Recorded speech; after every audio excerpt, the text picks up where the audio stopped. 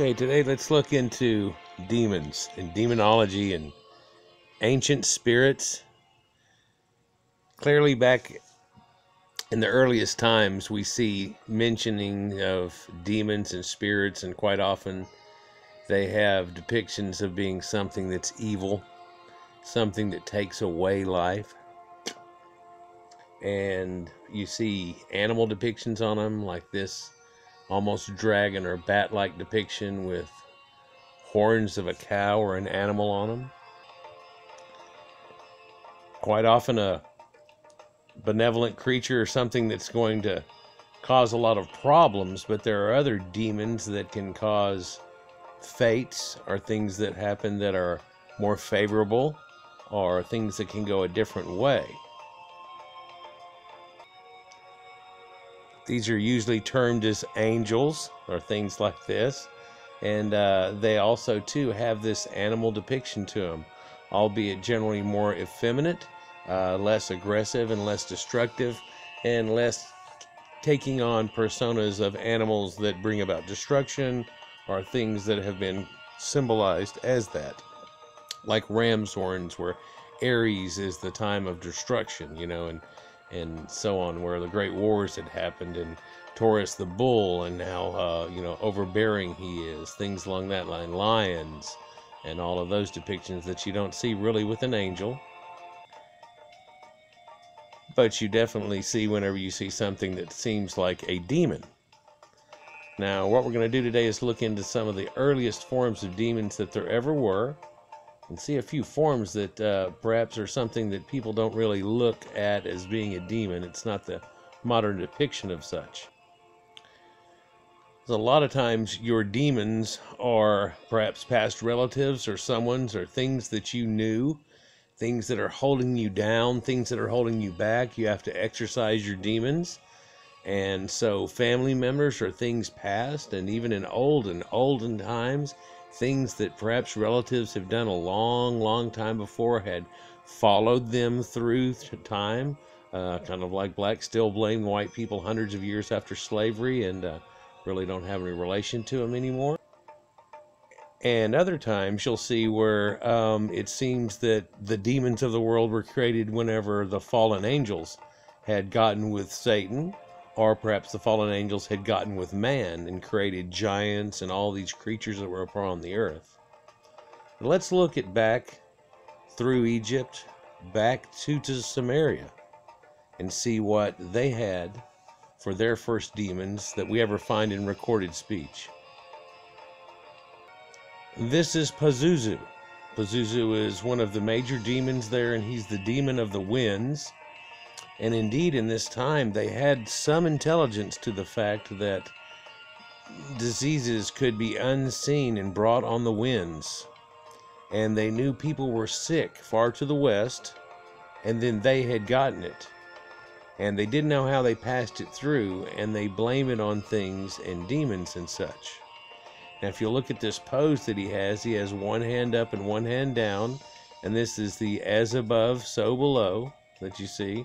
He's also a winged creature, much more like an angel, and he even has feet which are like an owl's. You can see it there, like an owl, so there's some wisdom and cunning that goes along with him and what he does whenever he spins his web of deceit. And this is Pazuzu. Now, many probably remember Pazuzu as being the demon that was in The Exorcist, but then again, quite a few people don't remember the actual origin of the demon that gets a hold of the girl in The Exorcist and makes her to where she's in need of an exorcism. But this is some of the opening shots here, and it's very haunting. There's only a few words ever spoken, a lot of symbolism and things that goes on here. I want you to see a few of these symbolism. There's the green man.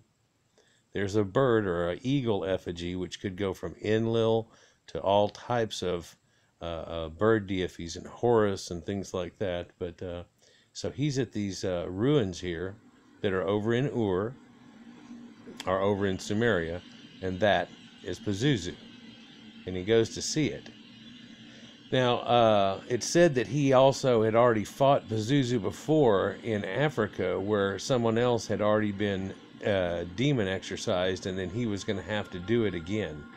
And so you can see this effigy they have here and the weird symbolism they have that goes along with this, and how he is just drained, how just the presence of Pazuzu causes this problem. And when he stares into it, he can tell that there's going to be an issue in this movie, right? And so most people are familiar with The Exorcist. So many of us remember Reagan and how she was possessed and would spit the green pea soup at everybody, had the contacts in, her head would spin around, and that how she had possessed the other doctor that was there and stuff, and that this was the effigy that he had seen of Pazuzu. And here are other effigies of it and this creature. Now, what we're finding is they used to use these type of creatures in ancient times to ward off things. And you can see Baphomet here in that same pose. And this is the ancient site that they were at whenever they did this. And you can see Inanna here, held coiled, right? And this looks like the goddess Inanna that's all built up. She has the rings in her hands and everything, right? The wings, hands. And now this is said to be Lilith. This is said to be Lilith. So, all of these things, you know, Lilith was said to have stolen the children, right? She was one that would take your children. And so the story goes that the demons would come and kill you. And it was one reason to explain death and sickness in huge cities that really didn't have great sanitation and things like that, but didn't have a total understanding of things that were going on.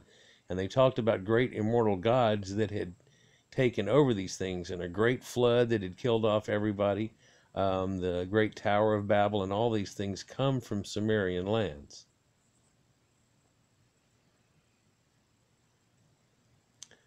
You know, Pazuzu, again, was an ancient Sumerian god, but then again, as I've told you many times in my series, what we call a Sumerian god was actually Akkadian. Was actually Akkadian people who had taken over the time after the Sumerians had already established the entire area, and then we're looking at something that was under Akkadian rule for the later half of it and everything. But he was supposed to have been the king of the demons of the wind, the brother of Humbaba. Now Humbaba is also spelled Huwawa, is always called the Terrible, and he was a monstrous giant supposedly, who had been around for a long time. In memorial age, he'd been around for thousands of years, or this religion of it. And he was raised by Utu, the sun god, or we know him as Shamash. And Humbaba was the guardian of the cedar forest, and the great cedar forest of Lebanon, all the way up through the Caucasus Mountains areas, where it really doesn't exist much anymore. It's sparse now and everything, but the area's pretty much turned to deserts. But this is where the gods lived. This is where Arata was. And indeed, we see up in the Arata area now Gobekli Tepe being found, and other sites that even date back to 22,000 years BC that still contain talking about Enlil and Inanna and Utu. And so this religion has been carried down and was the origin of most all of these things. Now, when someone got sick, they would believe that this was the cause of it, okay? And so there was two different gods that were caught in together, and he was supposedly the son of the god Hambi, right? And Hambi would be one of the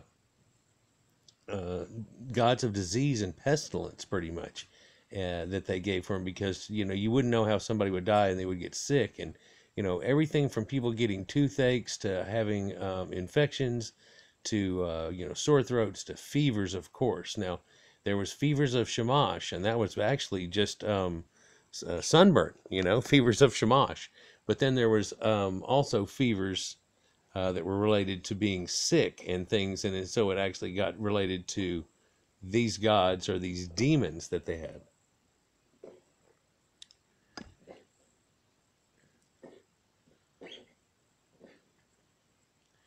And when you see these statues, they're often depicted as a combination of animal and human body parts, or a human with animal head or feet, things like that.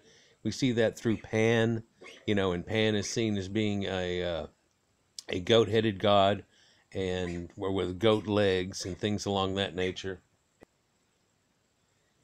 And again, quite often when we see these depictions, what we'll see is something that is very human-like, but then again, we'll have animal characteristics to it, especially wings, so it can be carried on the wind, and as above, so below, and then feet of like an owl and things, but is a male gender here, and a head that is definitely got a look to it that's almost like a lion's face that's on there, and so it's supposed to be somewhat scary. Now, people, this is what I'm trying to get to here, I guess, is this is the first of warding glyphs, where they had something that was a warding glyph. Now, this is like the idea of the pumpkins that would scare away the demons that would come on Halloween, on All Hallows Eve, and these are the warding devices that they're going to ward off the bad creatures that they have that can come and steal your children, like Lilith and his counterpart, basically. And it's known that his counterpart is the one that will take women in childbirth, take child in childbirth, stillborn children, crib deaths, children that get sick and you can't stop it and you feel helpless. There's nothing you can do about it, are all blamed on these entities that ride on the wind like some type of mysticism.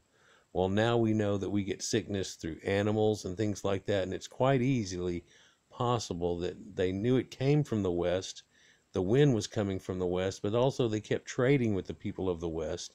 They went and traded with them. They came back. Some of their animals and them were infected now, and then they became infected somehow.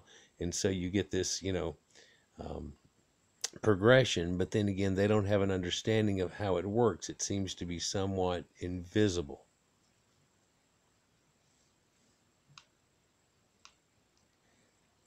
Now, this same warding idea I was talking about before is still carried on pretty much to this day whenever you see things like gargoyles.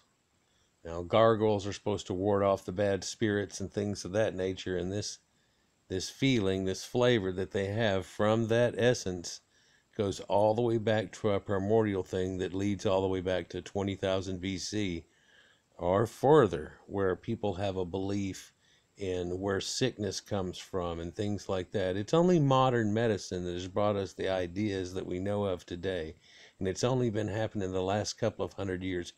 Jesus, whenever he ran into people and he was exorcising demons, were clearly people that had some type of malady or sickness or genetic problem with them. And quite often it was fevers and things like that. Of course, what causes that fever? What is the infection? What can help that? And plant remedies and things like that that come out of it, and knowledge later that's really held off for quite some time because it's looked at as being witchcraft. But gargoyles can be, like this, a lion head, and it's really a rain spout. And if you look at the top of this is a spout where the rain comes out, and they're just decorative things that people put for rain spouts. But then again, it's supposed to be a helpful thing. And if you look here, this doesn't look very aggressive at all, although he may be a warding type of spirit. Behind him is some plant matter. At first I thought it might be flames, but no, it looks like plant and leaf matter. And he's just hanging out over the edge there, and kind of a happy lion person. And so these warding things, and this is where the origin of spirits comes from, demons and spirits that help you and don't. People had an idea. Now, the as above, so below can be seen repeatedly whenever we look at things like Hermeticism, where you see a hand up and a hand down, and he's in what would be his right hand, or what we see as the left is the solar system looking there, and then his other hand facing down at book knowledge and things that are of Earth, and the belief in that the zodiac and how it all connects, and as above, so below. You see this in Baphomet, where the hands are placed in this exact position, and if you've watched a few of my videos, I go into this very deeply, but even with the gestures, the finger, the position, and so on, which is seen in Buddhists to this day.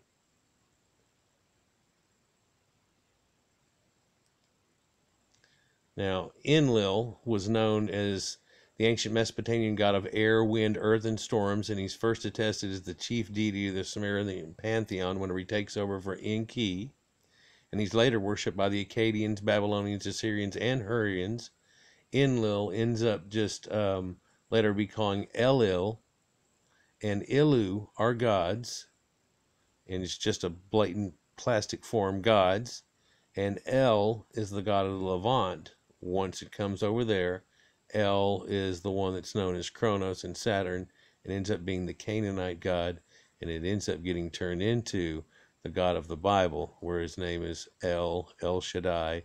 He lives in a temple, you know. So anyhow, I've been through that a lot of times in a few of my other videos. But you see it in Enlil. The Magician Tarot card also will show you an as above, so below, the Joker. It's a major Arcana card, and it really is the only thing that trumps the Fool card or the Joker in the whole deck. And it is the knowledge and wisdom of as above, so below. It is the connecting card. And so you look at Ugalu, and they're known as big weather beasts.